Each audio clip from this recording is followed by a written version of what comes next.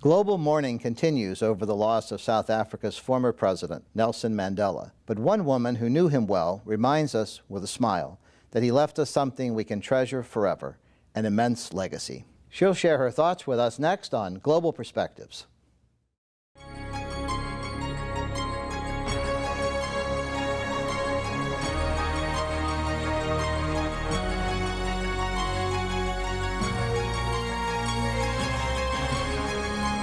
This is Global Perspectives with Pulitzer Prize-winning commentator John Bercia. Welcome to Global Perspectives. Today we begin our look back at the life and work of the late President Nelson Mandela through the eyes of those who knew him personally. It is appropriate to note that one of Mandela's most prominent friends and allies in the long struggle against apartheid was former Archbishop Desmond Tutu. Our guest today, Desmond Tutu's daughter, Naomi Tutu, grew up in the midst of South Africa's turmoil.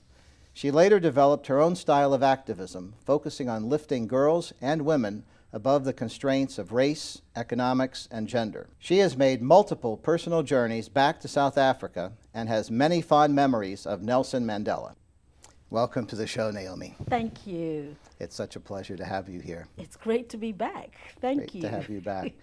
Tell us about Nelson Mandela and how your life evolved as his life evolved.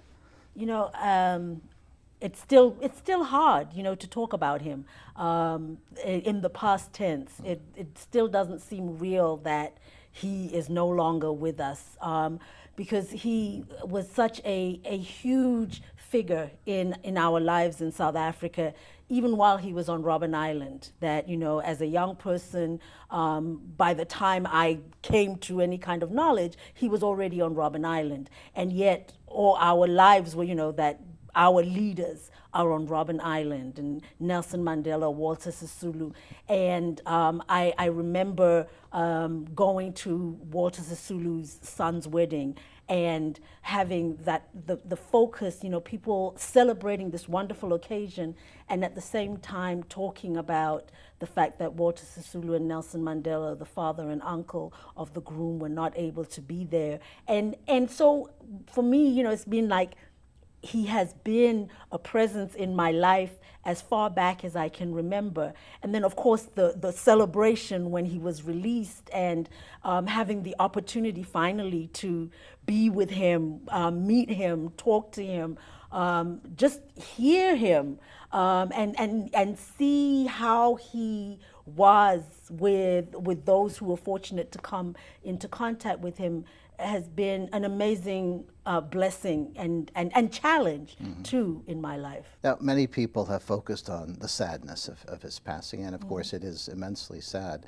But you have chosen to focus as well on the immense legacy that he has left us, which is something to smile about, I would think. An amazing legacy. I mean, I say to people, if there is somebody that embodied the best of who we are as human beings, definitely Nelson Mandela was that person. And in my interactions with him, the thing that I think that was most striking was his ability to be a great man and a humble man at exactly the same time, and to be aware of his greatness. I mean, he was not somebody who was shy of saying, you know, I am a man of dignity, I'm a man who has struggled, I am a man who deserves respect.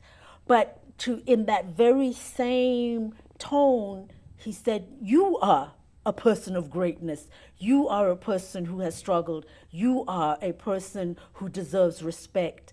And that, you know, how somebody carries that balance of the awareness of who they are and pride in who they are, with a great humility about their in their interactions with others is to me an amazing gift that he had, and something that has offered us an opportunity to look at how do we live in the world.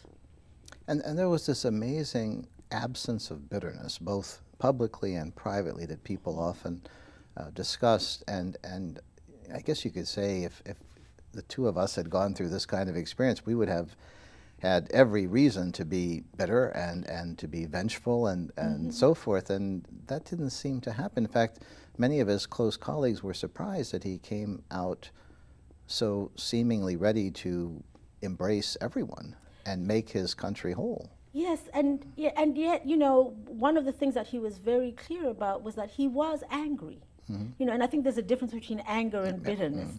And I think you're right. There was no bitterness. There was an anger and a pain at what he had lost. The time with his family, to be the protector, the father to his children, to see them grow, and also angry at the time that we lost as a country. That if we had started negotiations when the ANC first started marching, or even, going further, even back in history, when, the ANC was very first formed, that where could we have been as a country? So he had the anger, but he used that anger, I think, as a way of energizing himself to say what he said at his inauguration, that never, never, never again will this happen in our beautiful country. Will anybody be oppressed, looked down upon, suffer because of their race, gender, ethnicity, religion, or sexual orientation? That anger from that experience, he refused, as you say, to allow it to make him bitter, but he did use it to fuel his passion for justice and human rights. And of course, he was the most prominent of those who suffered under apartheid, but so many other people did as well. And you understand this better than most because you grew up under apartheid, both black and female, which was possibly the worst situation of all. Tell us what that was like. And you probably had at least some protection because of your family and who your father was, but I don't think that was a huge advantage, considering how oppressive the system was. Yeah, and and it was at times it was also a disadvantage because there was a time when my father was enemy number one to the apartheid government, and that they took out what they couldn't do to him on our family. So yes, I mean, growing up under apartheid, I even talking to my children, it is so hard to convey that the daily experience of being considered less than human in your own country. It is so hard to convey the struggle it is just to maintain your sense of your own humanity when everything around you is telling you that you are less than, you are other, you are not fully human, truly. And and for me, I think that as for most people, young people, that the first way that apartheid impacted me was to see how it affected my parents and grandparents. Because as a young child, those are your heroes. Those are the people who care for you, who protect you. Those are the men and women who are your world. And and for me, what particular was my grandmother, my mother's mother, was a domestic worker when I was little, and going with my father and mother to go and pick her up one time while we were visiting, to go and pick her up from where she was working, and hearing the children that in the house that she worked at calling her by her first name. And that sounds like such a small thing, but in our culture, I didn't even call my older brother and sister by their first name without a title in front of it. And so to hear people my age calling this woman who I revered by her first name just pierced me to my heart. And there was anger at them, and there was even anger at her for what I saw, allowing herself to be disrespected. And so it's those little, we have the apartheid writ large, the separation, the removals of people, the banning of organizations, the imprisoning of leaders. That was a system that we all lived under, and yet I think that for each of us there was that what would be considered a pinprick even, that was your coming to consciousness of how oppressive the system we lived in was. And then you said there was the added burden of being a girl. Explain to those who don't understand how apartheid worked because they weren't there. And even if they read about it, they couldn't have known exactly what it was like. What did gender add to the conversation? Well, under apartheid, African women were perpetual minors, so had no rights to own property, to have bank accounts when I was growing up, and so again, my grandmother, when she became a widow, lost the home that she and her husband had lived in. So there she was, a young widow with 2 children and expecting her third, and nowhere to turn. And so that experience, but also just the experience of knowing that as a young woman, the expectations under apartheid were that if I really moved up as a black woman, I would become a nurse or a teacher. That was the height of ambition, of opportunity that was opened to black women.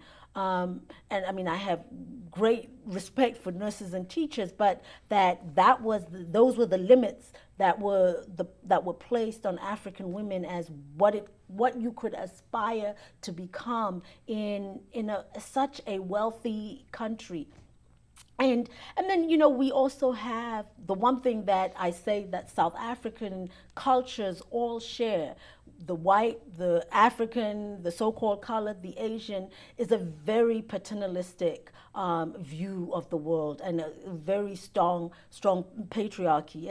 And so even the issues of violence against women in our country were issues that were hardly even discussed. That, the idea that a man owned his wife and children was an idea that cut across South African cultures.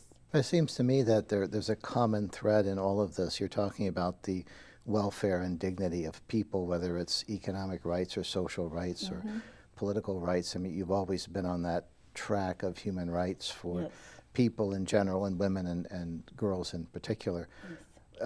Was it your own experience as a young woman that led you to focus so much on women and girls, or is it the widespread abuses that we have globally in that area that inspired you, or a combination of those and other things? I think it's a combination of that, and also, first of all, the women that I was exposed to, but also particularly the stories of my grandmothers, and that I recognized that these were 2 women who had amazing gifts to offer the world.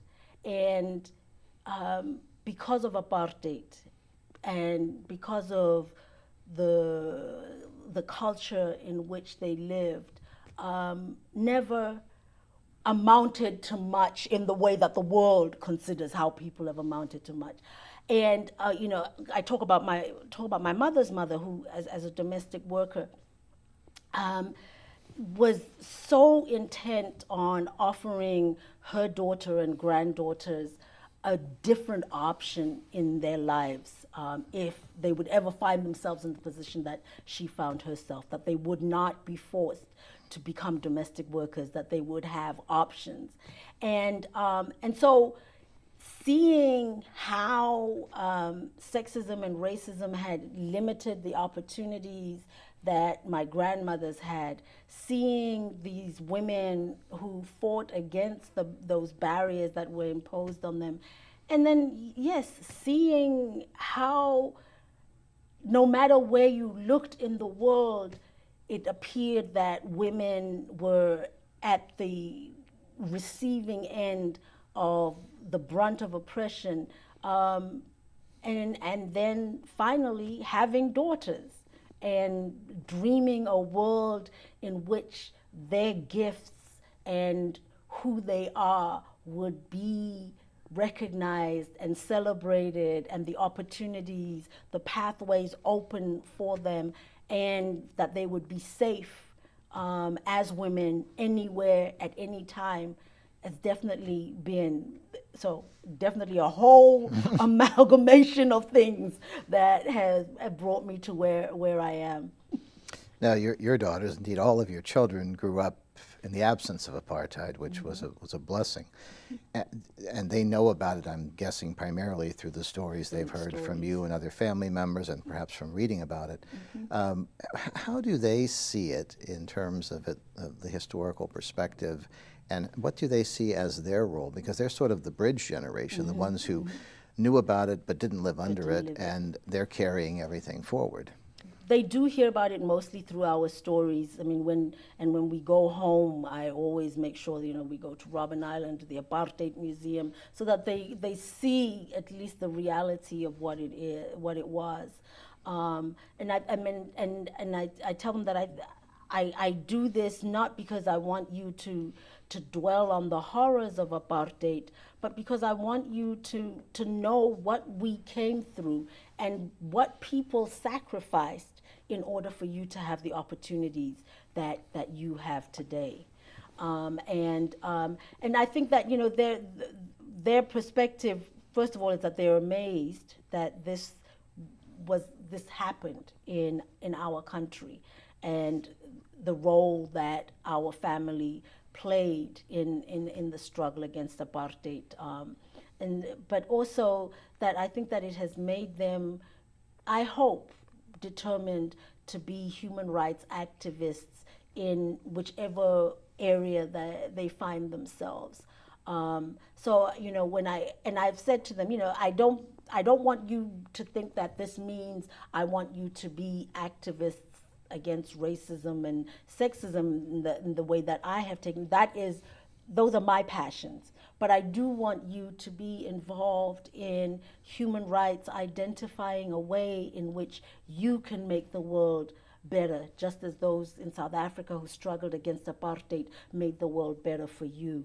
And I think that they have taken that on as this is part of our responsibilities as human beings who received a gift of a free South Africa to be gifting those who come after. And I'm not sure that they have identified exactly where and how they want to be involved, but they each have done things that make me think. So my oldest was very much involved in the Free Burma movement.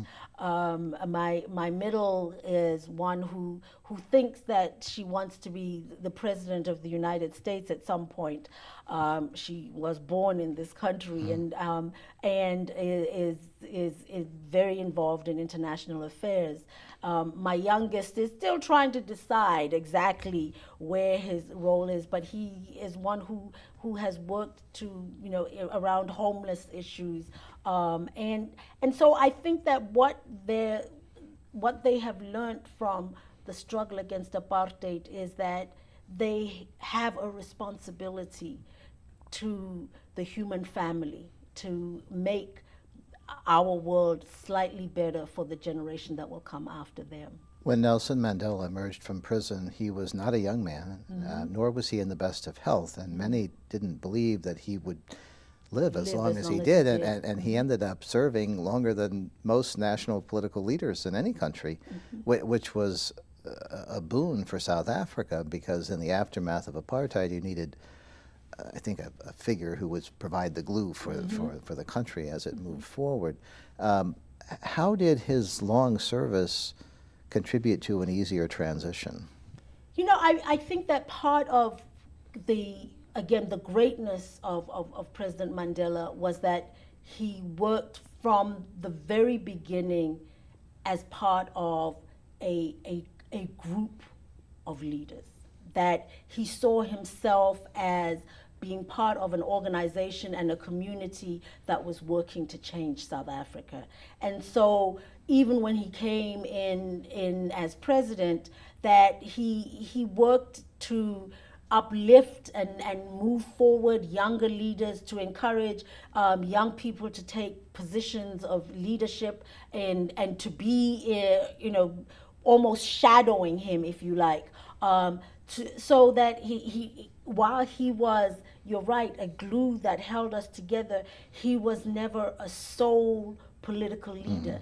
And you know, that's an amazing gift, to be so secure in who you are that you don't think that you have to hog all the power, but that he was somebody who, in fact, spread power around to different people in different political parties, not simply his own party, to make sure that that transition, when he stepped down, we would not be saying, oh, nobody knows how to govern. Nobody has had access to power. Nobody has had the right to make decisions. That is part of the greatness of his legacy, is that he was so invested in our country that he refused to be seen as the only, or to act as the only one capable of leading our country. South Africa today, like every country on earth, has its share of challenges, and I know that Nelson Mandela would have wanted the country to progress beyond many of them, but unfortunately we all deal with them to this day. What would be the issue that, if you could select one that you could address and you would have free rein to fix it, adjust it, what would it be? You know, I seriously think that for me it is still the issue of women's rights and access in South Africa. That violence against women is still a major issue facing our country, and the level of violence against women is excessively high in South Africa, both intimate violence, you know, in the home, and also the external violence, you know, in terms of stranger rape. And so we have, and what I always say when I talk to people at home about this is, you know, when we talked about apartheid and we talked about how apartheid limited our country because it shut off opportunities for the vast majority of our people, sexism and violence against women does that, the exact same thing, because it shuts off opportunities for women, that women don't feel safe on the streets, that women don't feel safe in their homes, and that we have a wonderful constitution that ensures women's rights, but that women in rural communities do not have access to ensure those rights. You know, that the Constitution is wonderful, but it is only as good as how do people have access to the rights that they are assured in the Constitution. And for a woman in a rural community to have access to our constitutional court to, you know, to uphold her rights is for many just a pipe dream. So, and until women in South Africa are safe on the streets, are safe in their homes, that we have a judiciary that doesn't still place part of the blame for rape on the rape victim, then we have a huge problem, and one that, you know, people think that it impacts women, but yes, it does impact its own women's bodies, but it impacts our country as a whole, the opportunities, so the young woman who is afraid to be out at night is not going to the library to do extra studying or taking advantage of extra tutorials because she cannot go out at night. And therefore, this bright young woman who do we know it would have been the next president of South Africa is not able to fulfill her greatest aspirations. And therefore, we as a country have lost out. Thank you, Naomi Tutu, for joining us today. And thank you. For Global Perspectives, I'm John Bercia. We'll see you next time.